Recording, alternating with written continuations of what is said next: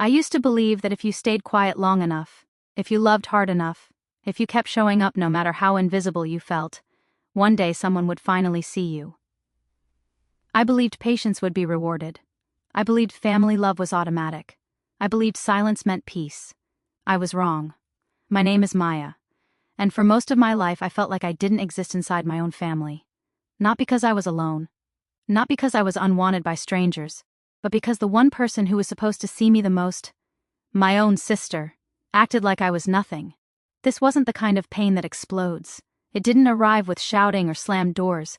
There were no dramatic fights at the beginning. What hurt the most was how quiet it was, how normal it looked from the outside, how easy it was for everyone else to ignore. It started with silence, the kind that sneaks in slowly. My sister would walk into a room, greet everyone warmly, smile, laugh, ask questions, and pass right by me as if I wasn't standing there. She would talk around me, never to me. My name slowly disappeared from her mouth like it no longer mattered. At first I blamed myself. I told myself she was stressed, busy, tired. I said she didn't mean it. Family doesn't ignore family on purpose, right? That's what I kept telling myself. But silence repeated every day stops being accidental. It becomes a choice. It becomes a message. We grew up in the same house, under the same roof, eating at the same table. But our lives couldn't have been more different. She was loud, confident, always noticed. The kind of person people listened to the moment she spoke. I was quieter. I listened more than I talked. I helped. I adjusted. I stepped back so others could shine. Somewhere along the way, I learned that being easy made life smoother for everyone else. So I became easy to ignore. Teachers praised her confidence. Relatives asked about her future. Friends gathered around her stories. And when someone finally turned toward me and asked, "What about you, Maya?" my sister would interrupt before I could finish my sentence. Every single time. At first it was small things, family photos where she stood far from me, group chats where my messages were left unanswered, plans made without telling me, then explained away later with casual excuses. She forgot. It wasn't intentional. That's what everyone said. But forgetting someone again and again isn't forgetfulness. It's a habit. One night we were sitting in the living room together. Same couch, same room, same air. She was talking to our parents, laughing, telling stories. I tried to join the conversation. I said one sentence. Just one. She looked straight through me. Not past me, not distracted, through me. As if I were glass, as if I didn't exist. That moment stayed with me. Because something inside me cracked quietly. No one noticed, no one reacted. The conversation continued without me, like I had never spoken at all. People think loneliness means being alone. They're wrong. The loneliest feeling in the world is being surrounded by people who don't notice your pain. I started questioning everything about myself. Was I too boring, too quiet, too weak, too invisible? I replayed conversations in my head, searching for the reason she erased me from her life while standing right beside me. I tried harder. I helped more. I listened longer. I swallowed my feelings and told myself love meant patience. But patience without respect turns into self-erasure. The realization didn't come with anger. It came with clarity. One afternoon, a relative asked my sister about our family. She talked about our parents. She talked about her friends. She talked about her struggles. Then the question came. "What about your sister?" She paused. Just for a second. Then she smiled and said, "Oh, Maya does her own thing." That was it. No warmth, no pride, no connection. In that moment, I understood something painful. She didn't hate me. She simply didn't value me. And somehow, that hurt more. What hurt the most wasn't just her behavior. It was how everyone else accepted it. No one questioned the distance. No one defended me. No one noticed how I slowly disappeared from family moments. Being quiet in a loud family makes you invisible. Being invisible long enough teaches people it's okay to step over you. That's when I stopped asking myself what I did wrong, and started asking what I was allowing. I didn't confront her, not yet. I didn't scream or accuse or fight. I watched, I listened, I paid attention. Because sometimes the most powerful changes don't begin with anger, they begin with awareness. And that awareness was about to take me somewhere I never planned to go. Somewhere quiet, calculated, unavoidable. Because the next thing my sister would do would force me to stop being invisible forever. I wish I could say I learned to protect myself after that. I wish I could say I stopped expecting anything from her. But hope doesn't disappear overnight. It fades slowly, like light at the end of a long hallway. And I was still walking toward it, even when I knew it might lead nowhere. After that moment I started paying attention in a way I never had before, not because I wanted to catch her doing something wrong, but because I wanted to understand why being her sister felt like standing outside a locked door. I noticed how easily she shared her thoughts with others, how open she was when it mattered to her, and how closed she became the moment I was involved. There were days we wouldn't exchange a single word, even while living under the same roof. We'd pass each other in hallways like strangers. No eye contact, no questions, no acknowledgement. I told myself it was temporary. I told myself she'd come around. Family always does, right? But then came the moments that couldn't be explained away. One evening I overheard her talking on the phone in the next room. I wasn't trying to listen. Her voice was just loud enough to carry. She was laughing, animated, full of life. She talked about plans, about family, about people she cared about. Then she mentioned me. Or at least, she mentioned a version of me. She described me as distant, difficult, someone who preferred to be alone, someone who didn't really need family. I stood there frozen. That wasn't me. That had never been me. But she spoke with such certainty, such ease, as if she truly believed it. Or worse, as if she wanted others to believe it. That was the first time I realized she wasn't just ignoring me, she was rewriting me. I wanted to confront her right then. I wanted to step into the room and ask why. Ask how she could describe me so coldly when she knew how much I tried. But something stopped me, a quiet instinct, a warning. I needed to see how far this went. The distance between us grew sharper after that. Family gatherings became uncomfortable. She'd speak over me, correct me, dismiss my opinions with a smile that looked polite but felt cutting. If I expressed excitement about something, she'd change the subject. If I shared a concern, she'd act like I was overreacting. Slowly, my voice lost its place in the room. I started noticing how others began to mirror her behavior. When she dismissed me, they followed. When she ignored me, they stopped engaging. It was subtle, but powerful. Like watching yourself fade from a group photo while still standing in the frame. I remember one specific day. It should have been simple, a family plan, a shared moment. I found out about it accidentally, through social media, a photo, smiles, togetherness. Everyone was there. Except me. When I asked about it later, she barely looked up. She said it was last minute. She said she didn't think I'd be interested. She said it wasn't a big deal. But it was a big deal to me. Not because I needed to be included in everything, but because once again someone decided my feelings for me. Once again, my absence was treated as natural, expected. That night I cried quietly in my room. Not because I felt weak, but because I felt erased. And the most painful part was realizing how easy it was for her to erase me. I started pulling back after that, not out of anger, but out of self-preservation. I spoke less, shared less, smiled when expected, stayed quiet when ignored. I watched how comfortable she became with the distance, how normal it felt to her. That's when the thought first crossed my mind. What if this wasn't accidental? What if she needed me small so she could feel big? The betrayal didn't explode, it revealed itself in patterns, in choices, in moments where she could have included me, defended me, acknowledged me, and didn't. The final moment of this phase came unexpectedly. A conversation I wasn't meant to hear, a truth spoken casually without shame. She told someone that having me around made things complicated, that I was easier to deal with when I stayed in the background, that I didn't really matter in the bigger picture. I felt something change inside me then. Not rage, not tears, clarity. I finally understood that waiting for her to see me was pointless, because she saw me perfectly clearly. She just chose not to care. And once you accept that truth, you stop begging for space at a table where you were never wanted. I didn't confront her. Not yet. But that was the moment I stopped trying to be understood, and started preparing to be undeniable. After that moment, something inside me shifted. Not loudly, not dramatically. It was quiet, almost gentle, like a door closing without a sound. I stopped expecting warmth from her. I stopped waiting for apologies that were never coming. I told myself I was done hoping. But betrayal has a way of testing that resolve. It happened in front of people this time, not hidden behind walls or whispered on phone calls. This time, she let the world see how little I mattered. It was during a family gathering, nothing special, just relatives, familiar faces, polite laughter. I walked in already tense, already careful. I told myself to keep my distance, to stay neutral, to protect my peace. I took a seat quietly and observed. She was in her element, talking, laughing, telling stories that made people lean in closer.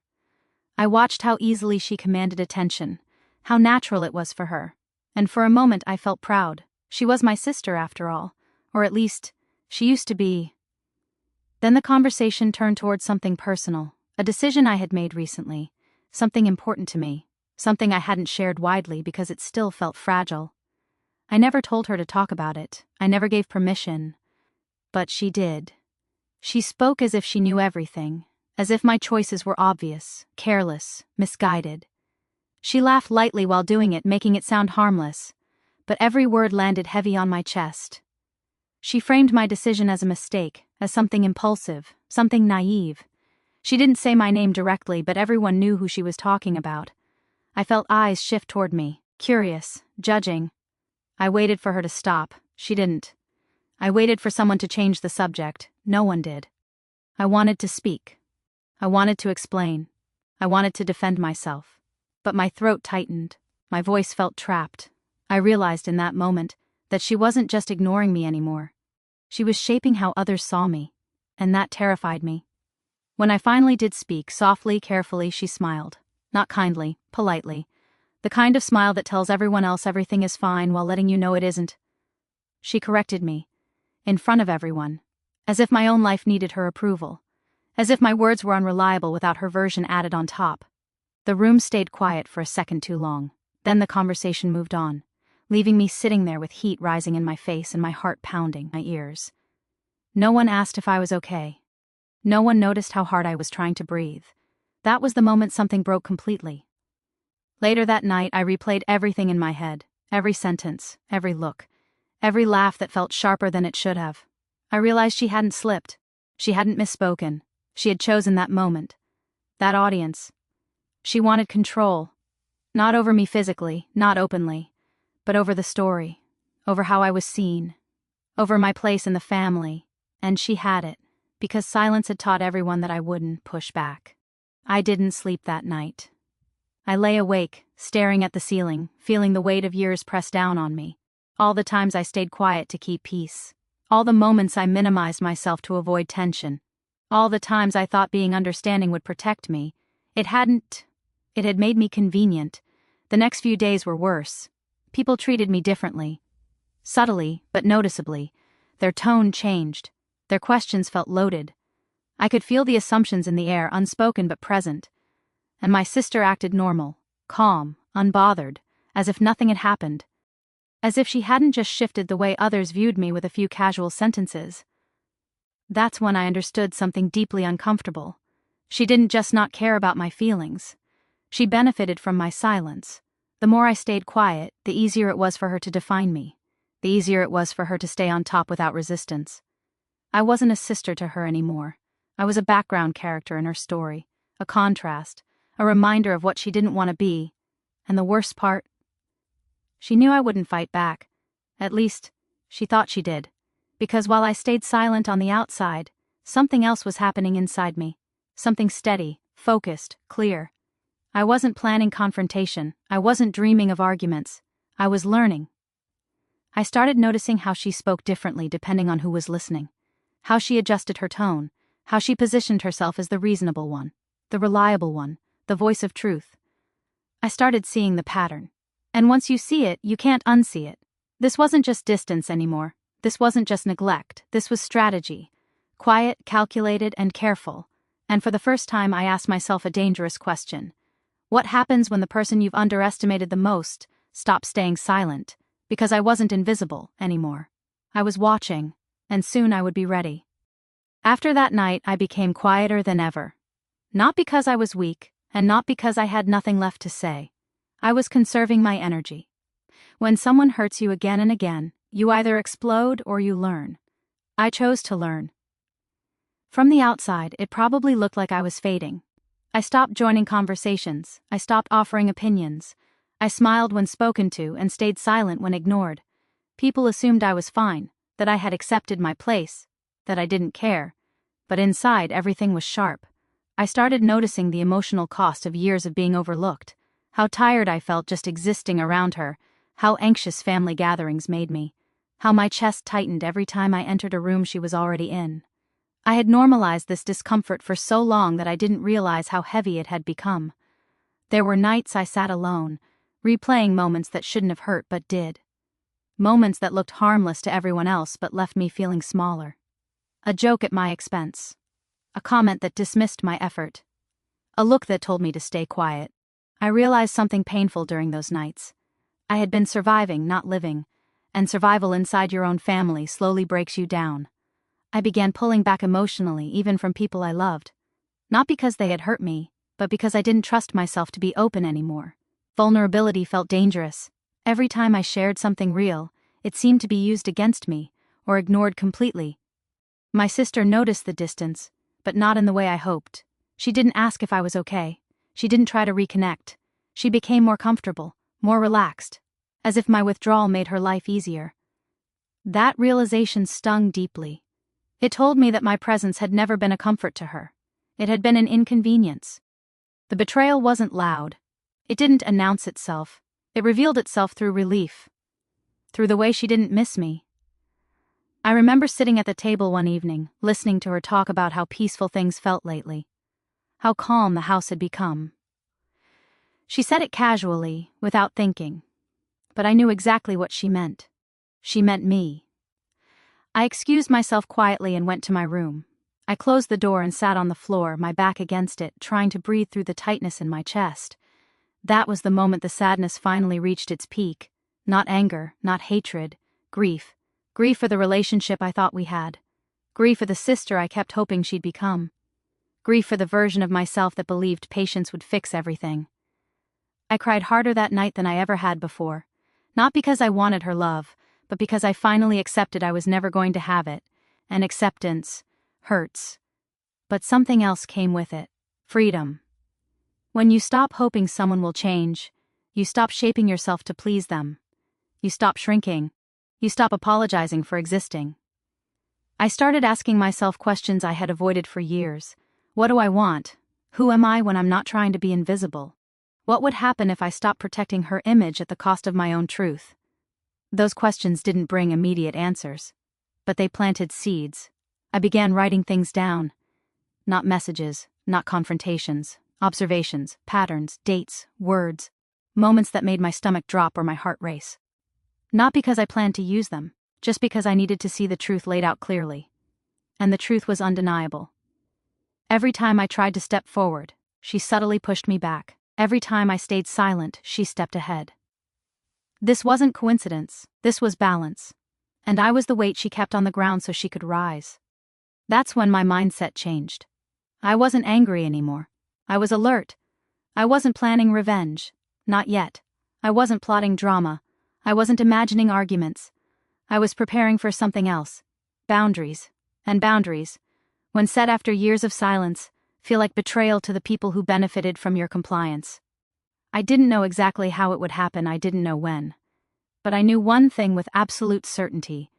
The version of me who stayed quiet to keep the peace was gone. And the next time my sister tried to erase me, she would be met with someone who finally understood her worth. I didn't know when the next betrayal would come. I only knew it would. When someone is comfortable stepping over you, they rarely stop on their own. They wait until they're sure you won't push back. She thought I was done. She thought my silence meant surrender. She was wrong. The moment came during something that mattered deeply to me, something I had worked on quietly for a long time. I hadn't shared it with many people because it felt personal, fragile, still growing. But eventually, it reached the family. And with it came hope. A small, careful hope that maybe this time, she'd support me, or at least not interfere. I should have known better. I found out the same way I had before. Not through honesty, not through conversation, but through others. Side comments, changed expressions. A shift in tone that told me something had already been said. People started asking me questions that didn't make sense. They repeated phrases I had never used. They expressed concerns I had never voiced. It felt like I was being introduced to a distorted version of my own story. I knew exactly where it was coming from. One afternoon, someone finally said it out loud. They mentioned something my sister had shared. Not maliciously, they said. Just her opinion, her concern, her honesty. She had told them I wasn't ready, that I rushed into things, that I often needed guidance because I didn't see the full picture. She said it like she was protecting me. But what she was really doing was positioning herself above me. I felt the betrayal settle deep in my chest, heavy, cold, familiar. But this time something was different. I wasn't shocked, I wasn't confused, I wasn't asking why. I was done giving her the benefit of the doubt. She hadn't just crossed a line, she'd erased it completely. I confronted her quietly, not emotionally, not angrily. I asked simple questions, calm ones. I gave her space to explain herself. She smiled. She said she was just being honest. She said she was trying to help. She said I was too sensitive, that I misunderstood her intentions. Every word was familiar. Every excuse was polished. She spoke like someone who had practiced this conversation many times before. That's when I saw it clearly. She didn't see me as her equal. She saw me as someone she could speak for, someone she could shape, someone whose story she could control. And for years I had let her. That night I didn't cry, I didn't shake, I felt something settle instead. Like a final decision being made quietly in the back of my mind. I stopped explaining myself. I stopped defending my choices. I stopped seeking her approval. Because I finally understood something important. The person who keeps questioning your confidence isn't confused. They're threatened. From that moment on, I changed how I moved. I stopped sharing plans. I stopped filling silences. I stopped volunteering details of my life. I became intentional with my words, careful with my presence. Not cold, strategic. She noticed. She started asking questions. She tried to pull information out of me casually. She laughed more around me, complimented me suddenly. But it felt rehearsed. Out of place. She sensed the shift, even if she didn't understand it. Because when someone who's always been quiet stops offering access, it feels like a loss of control. And she didn't like losing control. I watched her grow restless. Subtle tension in her voice. Small jabs disguised as jokes. Comments meant to remind me of my place. They didn't work. I wasn't reacting anymore. And that scared her, because silence used to protect her. Now it was protecting me. I wasn't planning to expose her publicly. I wasn't interested in embarrassing her. I didn't want chaos or drama. What I wanted was something far more powerful. Independence, clarity, and the ability to speak when it mattered. She thought the story was already written. She didn't realize I was about to change the ending. The strange thing about reclaiming yourself is that it doesn't announce itself. There's no dramatic moment where everything suddenly feels strong and clear. It happens slowly, in private, in ways no one else notices. And that's exactly how I wanted it. I began rebuilding quietly, not in ways that would draw attention, not in ways that could be questioned or dismissed. I rebuilt myself from the inside out. I started trusting my instincts again. I stopped second-guessing every thought before it even formed. I allowed myself to believe that my feelings were real, that my experiences mattered, even if no one else acknowledged them. I stopped explaining my choices to people who had already decided who I was. That alone changed everything. I focused on my life, my work, my goals, the things I had once kept small to avoid standing out. I gave them space. I gave myself permission to grow without asking for approval. And with every small step forward, I felt lighter, stronger, more grounded. My sister watched from a distance. At first, she acted unimpressed. She dismissed my progress casually, like it wasn't worth noticing.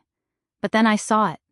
The subtle shift in her behavior, the way her questions became sharper, the way her tone carried curiosity wrapped in doubt. She wanted to know what I was doing. She wanted to know how. She wanted to know why I no longer needed her opinion. I didn't give her answers. I learned the power of restraint, of letting people wonder, of choosing silence not out of fear but out of confidence. When you stop feeding someone information, you stop giving them control. She tested me in small ways, comments meant to provoke, suggestions meant to guide me back into my old role, little reminders of who she thought I was. None of them landed, because I wasn't that version of myself anymore. What she didn't understand was that I wasn't trying to compete with her. I wasn't trying to prove her wrong directly. I was simply stepping into a life that didn't include her approval as a requirement, and that unsettled. I could feel it during family moments. The way she watched me more closely. The way she reacted when others showed interest in my life. The way her confidence wavered just enough to be noticeable. For the first time, the balance had shifted, not because I pushed her down, but because I stood up. I also began setting boundaries, quiet ones, calm ones, the kind that don't invite arguments. I said no when I meant no. I excused myself when I felt disrespected. I didn't stay to absorb energy that drained me. People noticed the change. Some respected it, some didn't, but none of them could ignore it. My sister tried one last approach, concern. She asked if I was okay, if something was wrong, if I was upset with her. The question wasn't sincere. It was strategic. She wanted reassurance that she still had access. I smiled and told her I was fine. And for the first time, that was the truth. That answer unsettled her more than any confrontation ever could, because there was nothing she could argue with, nothing she could twist, nothing she could correct. I wasn't angry. I was complete. What she didn't realize was that every step I took forward was preparing me for a moment that was already on its way. A moment neither of us could avoid. A moment where silence would no longer protect her, and truth would no longer protect me. I wasn't chasing revenge. I was building inevitability. And when the moment came, I would finally speak. The moment arrived without warning, not dramatic, not explosive, just ordinary enough to make it dangerous. That's how most turning points happen. They slip into your life looking harmless, until you realize everything is about to change. We were all together again. Family, familiar voices, the usual rhythm. I walked in calm, grounded, steady in a way I had never been before. I didn't feel small, I didn't feel tense. I felt ready. My sister noticed immediately. She always did when something shifted. She looked at me longer than usual, like she was trying to read something written just beneath the surface. I met her eyes and held them. No challenge, no apology, just presence. The conversation drifted toward me. It had never done that before. Someone asked about what I'd been working on, not out of politeness but genuine interest. I answered simply, honestly. I didn't over-explain. I didn't minimize. I spoke like someone who believed their own words deserved space. I felt the room adjust. My sister smiled, but it didn't reach her eyes. She jumped in quickly, adding context, offering corrections, softening my statements. The old pattern, the familiar move. This time I didn't step back. I let her finish. I waited, then I spoke again, calmly. I clarified. I didn't contradict her directly. I didn't accuse her. I simply told my story in my own words. Clear, steady, undeniable. The room grew quiet.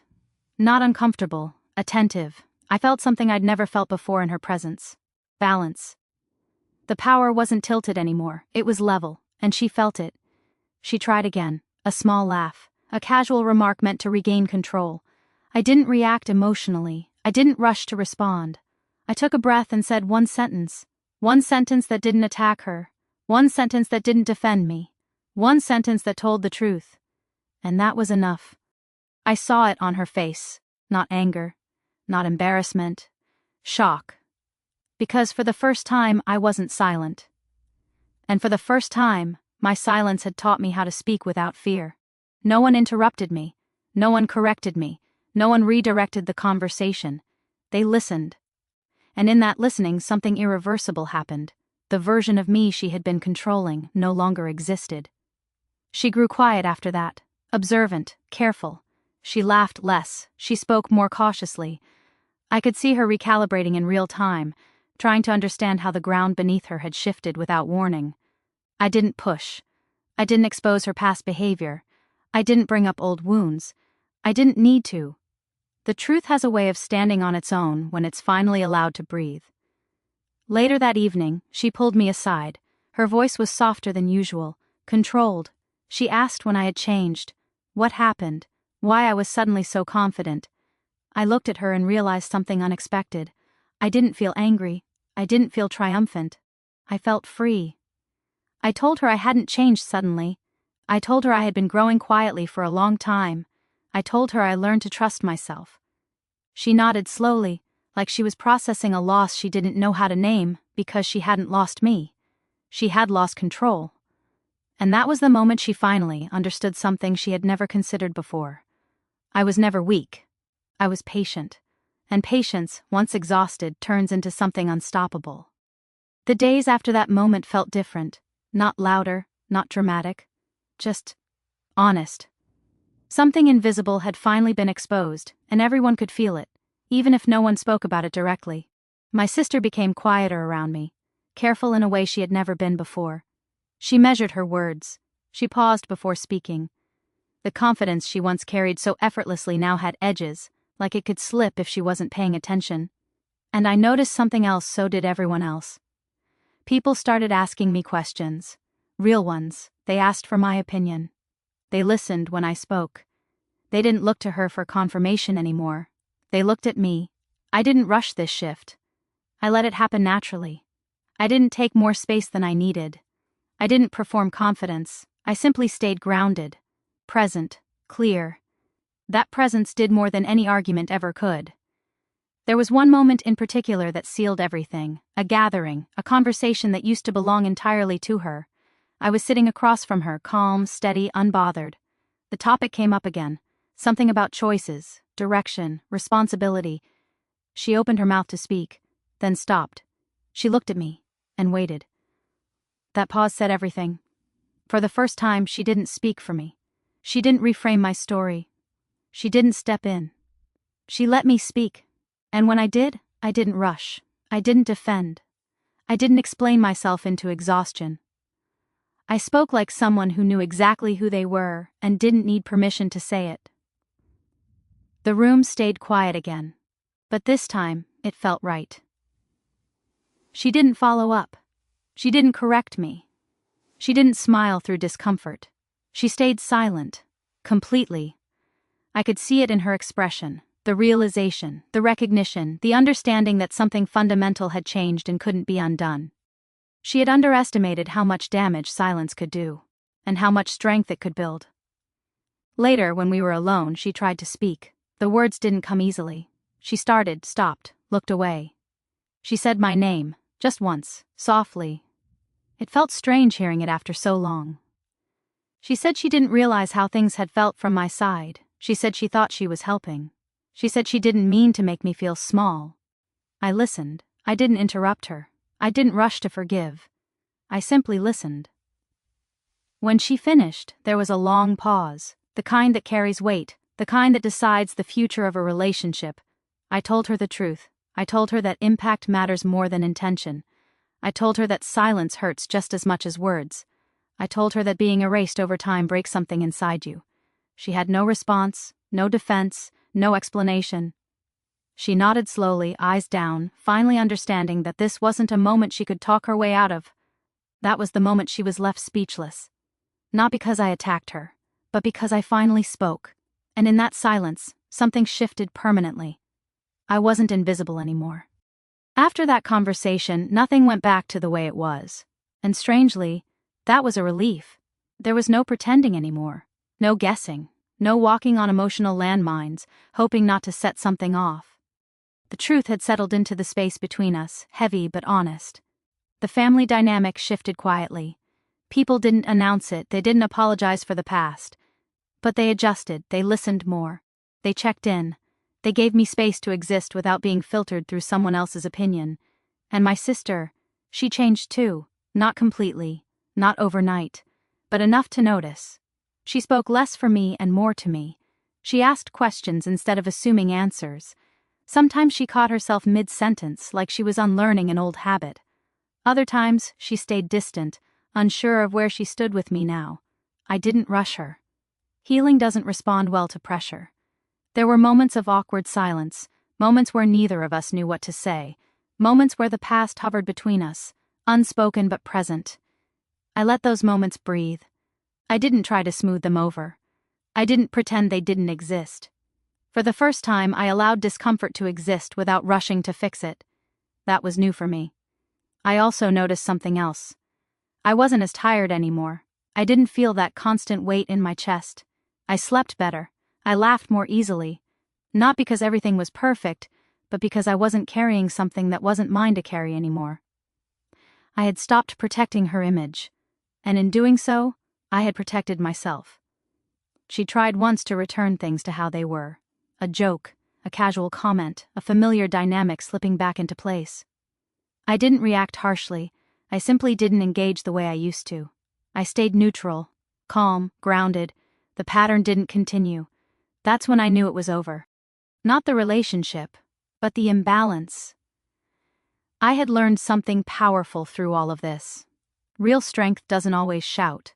Sometimes it stands quietly and refuses to move. It doesn't demand apology. It doesn't seek revenge. It simply changes the rules by no longer playing the old game. I didn't punish her. I didn't expose her. I didn't tear her down. I let her meet me as an equal or not at all. And that choice gave me peace. People started seeing me differently. But more importantly, I started seeing myself differently. I trusted my voice. I respected my boundaries. I stopped shrinking to keep others comfortable. I didn't need validation anymore. I had something better, self-respect. And that changed everything. I used to think revenge meant watching someone suffer the way you did. I used to believe justice had to be loud, dramatic, unforgettable. That it had to end with someone apologizing, crying, or finally admitting they were wrong. But I learned something far more important through all of this. Real power doesn't always look like revenge. Sometimes it looks like walking away without bitterness. Sometimes it looks like speaking once instead of explaining yourself forever. And sometimes it looks like choosing peace in a room that once made you feel small. For a long time, I believed my worth depended on how my sister treated me. I measured my value by her attention, her approval, her acknowledgement. When she ignored me, I felt invisible. When she spoke over me, I felt erased. When she defined me for others, I doubted myself. But none of that was ever about me. It was about control. People who diminish others don't do it because they're strong. They do it because they're afraid of losing their position. And I didn't see it for years because I was too busy trying to be kind, patient, understanding. I confused love with endurance. I thought being a good sister meant absorbing pain quietly. I thought staying silent meant maturity. I thought if I didn't react, things would eventually improve. What I didn't understand back then was this. Silence only heals when it protects you. When it protects someone else at your expense, it slowly destroys you. I let that happen for too long. And when I finally stopped, it wasn't dramatic, it wasn't explosive, it was subtle, almost invisible. But it changed everything. I stopped shrinking. That was it. No speeches, no confrontations, no public exposure. I simply stopped shrinking. I stopped apologizing for my presence. I stopped justifying my choices. I stopped explaining my pain to people who benefited from my silence.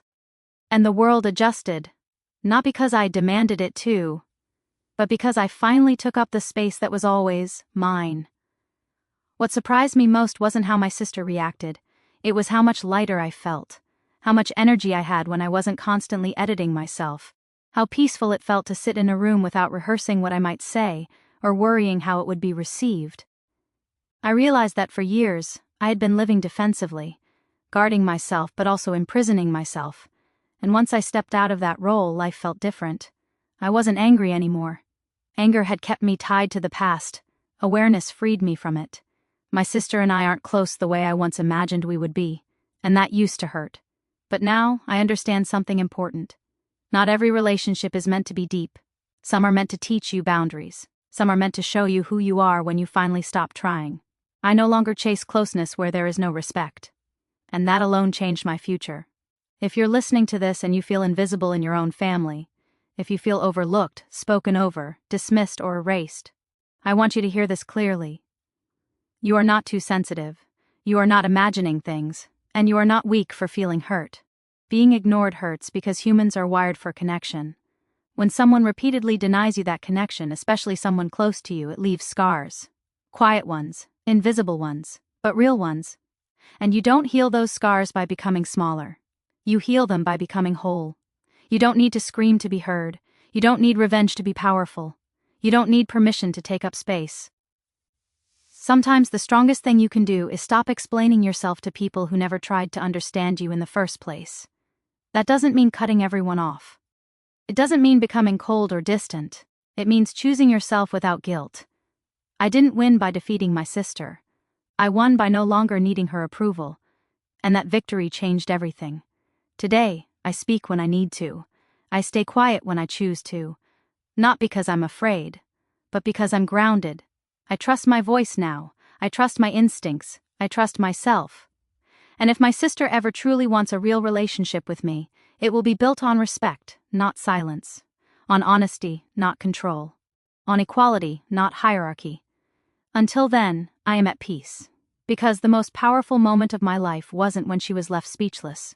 It was when I finally listened to myself. And I never ignored that voice again. After everything settled, I noticed something unexpected. The world didn't collapse the way I once feared it would if I stopped pleasing everyone. No one turned against me. No doors slammed shut. Life didn't punish me for choosing myself. Instead, it opened. Opportunities I never imagined started appearing, not because I chased them, but because I finally had the energy to see them. When you're no longer spending your emotional strength trying to survive family dynamics, you suddenly have space to grow. I became more confident in small ways first. The way I walked into rooms, the way I spoke without rehearsing every sentence in my head, the way I didn't rush to fill silence just to keep things comfortable, and people noticed, not in a dramatic way, not with applause, but with respect. Subtle shifts. They waited for me to finish speaking, they asked for my thoughts. They trusted my judgment. That was new. For the first time in my life, I wasn't defined by someone else's narrative. I wasn't the quiet sister. I wasn't the background presence. I was simply Maya. And that felt powerful. There were moments when doubt tried to creep back in. Old habits don't disappear overnight. Sometimes I'd hear her voice in my head, questioning my choices, softening my confidence. But instead of shrinking, I paused. I reminded myself of everything I had survived. I reminded myself that clarity came from pain, and strength came from silence that was no longer forced. I didn't hate her. That surprised me the most. I thought anger would linger longer. But once I stopped seeking validation from her, there was nothing left to fight against. She became just another person in my life. And that neutrality was freeing. I learned that forgiveness doesn't always mean reconciliation. Sometimes it simply means letting go of the story that keeps you stuck. I forgave myself first. For staying silent too long. For accepting less than I deserved. For confusing patience with love. And in forgiving myself, I finally moved forward. Time has a way of revealing the truth we once ignored. Looking back now, I see how deeply that imbalance shaped me. How it taught me to doubt myself. How it trained me to wait for permission. But I also see how it prepared me. Pain, when understood, becomes wisdom. I became more aware of how people treat others. I noticed patterns faster. Disrespect didn't confuse me anymore. I didn't argue with it. I stepped away from it.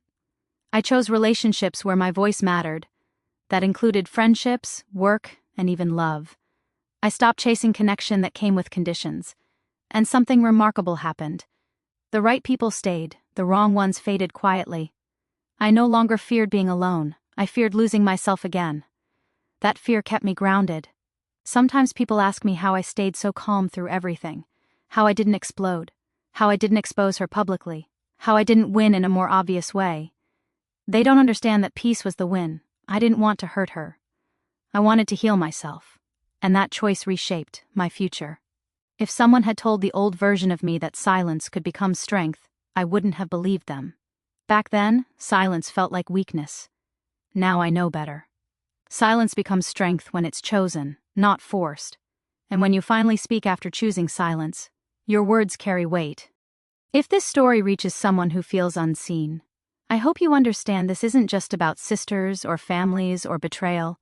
It's about identity. It's about the moment you stop asking who you need to be for others and start asking who you are for yourself. That moment changes everything. You don't owe your silence to anyone. You don't owe your pain to peacekeepers. You don't owe your future to people who benefited from your past's suffering. You owe yourself honesty. I didn't rebuild my life loudly. I rebuilt it truthfully. and that truth gave me something no apology ever could: freedom. Today, I walk through the world differently. I don't shrink, I don't harden, I don't disappear. I exist fully, without apology. And that is my ending. Not revenge, not punishment, not victory over someone else, but victory over the version of me who believed she had to earn her worth. I don't, neither do you.